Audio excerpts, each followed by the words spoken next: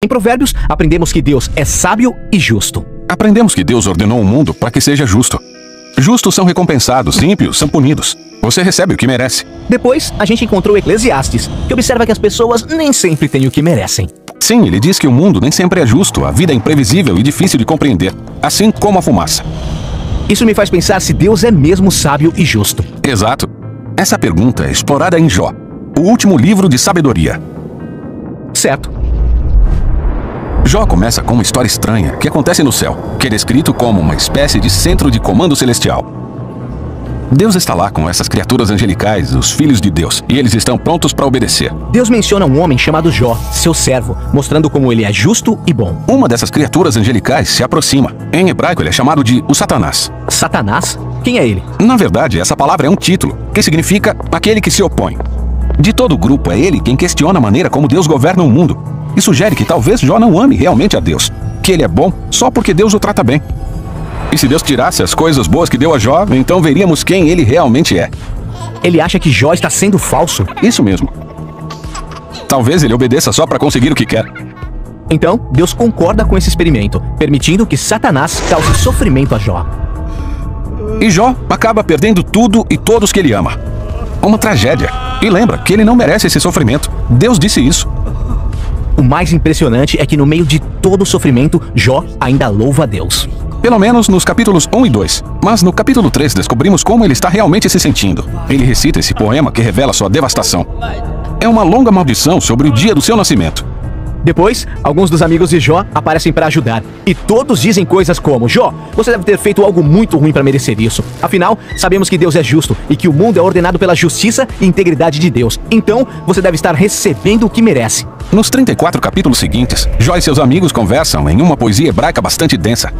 Seus amigos continuam especulando por que Deus enviara esse sofrimento, e até começam a inventar listas com pecados que Jó poderia ter cometido. Mas depois de cada acusação, Jó defende sua inocência.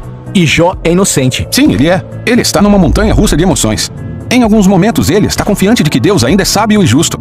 E em outros ele duvida da bondade de Deus. Inclusive, ele chega a acusar Deus de ser negligente, injusto e corrupto.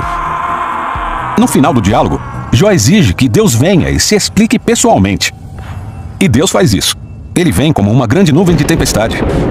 Deus não dá para Jó uma resposta direta. Ele não conta sobre a conversa com Satanás. Ele faz diferente. Deus leva Jó em um tour virtual pelo universo. Ele mostra a Jó a grandeza do mundo e pergunta se ele é capaz de governá-lo ou compreendê-lo, apenas por um dia. Ele mostra a Jó quantos detalhes existem no mundo, coisas que podemos ver todos os dias, mas na verdade não entendemos. Mas Deus sim, ele conhece tudo intimamente. Ele presta atenção na beleza e nas operações do universo de maneiras que nem sequer imaginamos, e em lugares que jamais veremos. Para concluir, Deus mostra a Jó duas bestas majestosas e se gaba de como elas são incríveis. Sim, elas são perigosas. Elas poderiam te matar num piscar de olhos. E Deus diz que elas não são más. Na realidade, elas fazem parte do seu mundo bom. Bem, então é isso. Essa é a defesa de Deus. É um pouco estranho. O que ele quis dizer com isso? Parece o seguinte: do ponto de vista de Jó, parece que Deus não é justo. Mas a perspectiva de Deus é infinitamente maior. Ele está interagindo de forma dinâmica com todo um universo complexo quando toma suas decisões. E é isso que Deus chama de sua sabedoria. O pedido de Jó para que Deus se defenda é na realidade algo absurdo. Ele não ia entender essa complexidade mesmo se quisesse. Então, como nós ficamos?